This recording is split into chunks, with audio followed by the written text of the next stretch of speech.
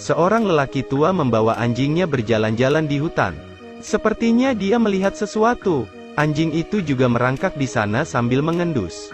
Lalu berlari ke depan. Dia hanya bisa pelan-pelan. Ketika dia berlari ke sisi anjing itu, matanya bertemu dengan pemandangan yang sangat menakutkan. Polisi kemudian menutup hutan. Mereka menemukan tubuh bayi yang berlumuran darah. Orang yang meninggal adalah anak kecil. Seluruh tubuhnya robek. Dan ada juga bekas digigit manusia. Ini adalah kasus pembunuhan brutal. Lagi pula, orang seperti apa yang bisa melakukan ini? Ralph bertanggung jawab atas kasus ini. Dia adalah polisi lama. Berkat penyelidikannya yang berdedikasi, dia mendapat petunjuk dengan cepat. Anak itu adalah anak dari pustakawan desa. Juga, seseorang melihat bocah itu sebelum kejadian. Karena sepedanya rusak, jadi dia berbicara dengan pelatih bisbol Terry. Terry kemudian memasukkan mobil anak laki-laki itu ke bagasi dan membawanya pergi. Ralph menyelidiki saksi lain.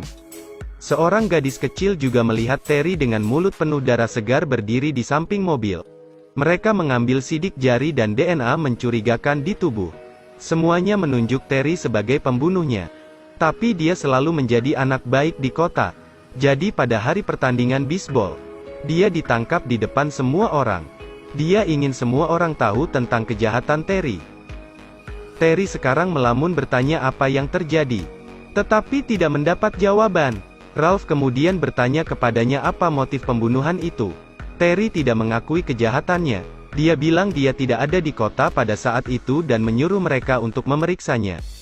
Ralph mengatakan ada padat. Tidak apa-apa bahkan jika dia tidak mengakuinya. Cerita ini menyebar di kota. Semua orang tahu Terry adalah pembunuhnya. Ini menghancurkan keluarganya. Hari Terry dibawa ke pengadilan. Semua orang mengkritik si pembunuh. Tiba-tiba, seseorang keluar.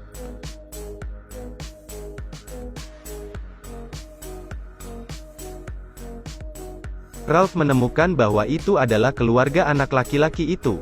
Dia membalas dendam. Meskipun dia ditembak mati, Terry juga ditembak mati. Sebelum dia meninggal, dia memberitahu Ralph bahwa dia bukan pembunuhnya. Memohon padanya untuk mengembalikan kepolosannya. Di tempat yang tidak jauh, seorang pria misterius juga berbalik untuk pergi. Setelah ini terjadi, polisi tidak menganggapnya terlalu serius. Tetapi Ralph menemukan sesuatu yang aneh. Itulah Terry asli yang tidak ada di tempat kejadian. Hari saya menghadiri konferensi guru di Cape Town 70 km jauhnya. Ada banyak saksi dan video. Ralph dan rekan kerjanya terdiam. Bagaimana mungkin Ralph pergi ke toko buku di Cape Town dan Terry ada di sini hari itu? Setelah melihat foto Terry, dia yakin Terry pernah ke sini sebelumnya. Karena saat itu dia membaca buku yang jarang dibaca orang. Ralph membeli buku itu dan membawanya pulang untuk diselidiki. Di atas sebenarnya adalah sidik jari Terry, yang sama muncul di tempat yang berbeda pada waktu yang sama. Ini tidak masuk akal. Tampaknya kebenarannya tidak sesederhana itu. Tapi Terry pergi, yang memberikan tekanan psikologis yang besar pada Ralph. Dia mulai mencari hubungan di sana untuk menemukan kebenaran. Setelah kematian ayahnya, setiap tengah malam, putri Terry, Jessa, merasakan seseorang mengatakan hal-hal yang menakutkan kepadanya. Jessa. Tidak, saya tidak mau. Saya tidak mau. Tidak apa-apa, Bu. Suruh dia pergi. Ini adalah kasus yang tidak masuk akal. Anak itu dibunuh secara brutal. Pembunuh itu muncul di tempat yang berbeda pada waktu yang sama. Karena kerabat korban meninggal, tidak mungkin mendapatkan petunjuk Ralph untuk mengklarifikasi fakta selidiki ini. Tetapi staf mengatakan kepada Ralph bahwa sampel air liur yang mereka ambil dari luka korban cocok dengan DNA Terry. Dia yakin bahwa Terry adalah pembunuh yang sebenarnya. Meskipun ada fenomena irasional, itu dianggap sebagai ujian. Dia tidak ingin Ralph menyelidiki lebih jauh. Karena penembakan itu, dia bersiap untuk memberi Ralph istirahat. Tapi Ralph tidak menyerah.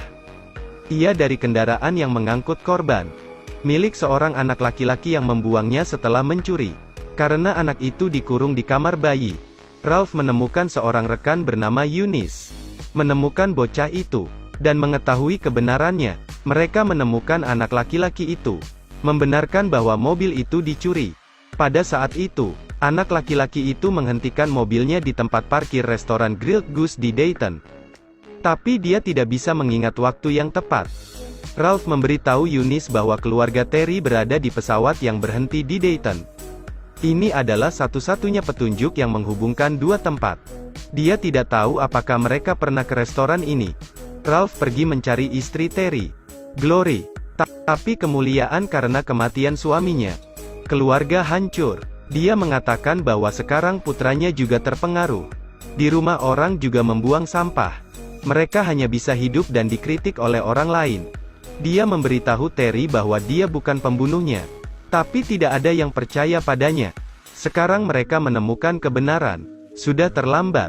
Dengan mengatakan itu, Glory menolak Ralph di gerbang. Ralph harus mengklarifikasi fakta. Dia tidak bisa membiarkan orang yang tidak bersalah kehilangan nyawa mereka karena tindakannya. Ralph mengundang pengacara Terry ke rumah Terry untuk membantu Ralph. Ralph membuat poin yang dipertanyakan. Pada saat yang sama, kedua tempat memiliki Terry, saksi dan sidik jari. Ini adalah satu-satunya yang tidak dapat dijelaskan. Jika dua orang menemukan hubungan di antara mereka, mereka dapat menemukan jawabannya. Link utama adalah sebuah restoran di Dayton. Ralph bertanya kepada Glory apakah dia pergi ke restoran angsa panggang atau jika sesuatu yang tidak biasa terjadi pada waktu itu. Glory berpikir bahwa Ralph ingin menyalahkan Terry juga. Jadi dia berkata bahwa dia belum pernah ke restoran itu. Dia juga tidak melihat sesuatu yang tidak biasa terjadi. Terry baru saja pergi ke rumah sakit setempat untuk mengunjungi ayahnya. Ralph mengatakan bahwa orang tidak menganggapnya aneh. Mobil yang digunakan pada hari kejahatan mengikuti semua orang pulang. Glory tidak ingin mengatakan apa-apa lagi. Tapi Jeza mengucapkan sebuah kalimat dengan keras. Ayah ditikam.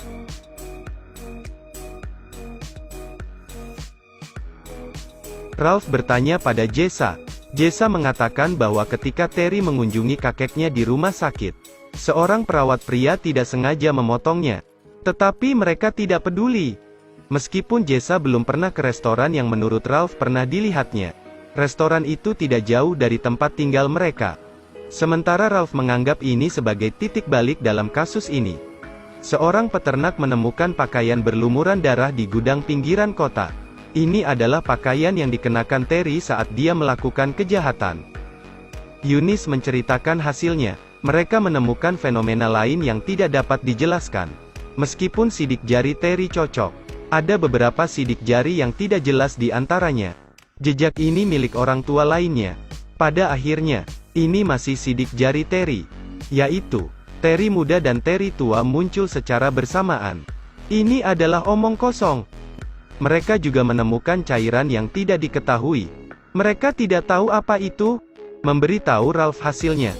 Mereka menemukan hal lain yang tidak dapat dijelaskan.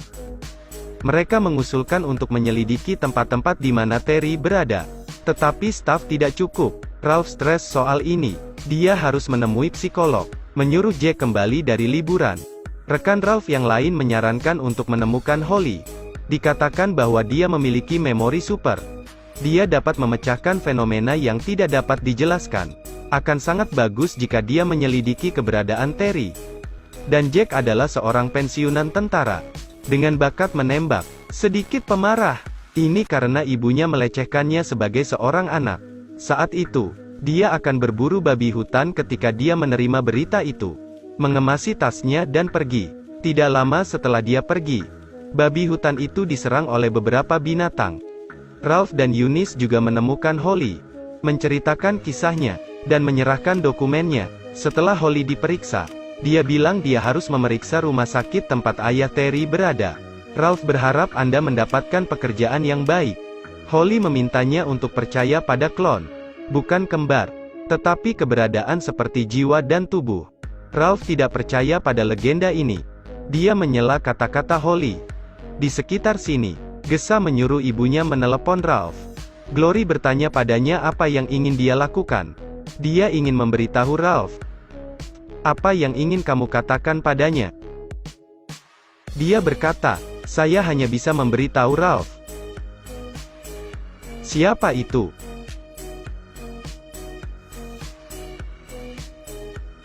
Siapa itu? Jessica,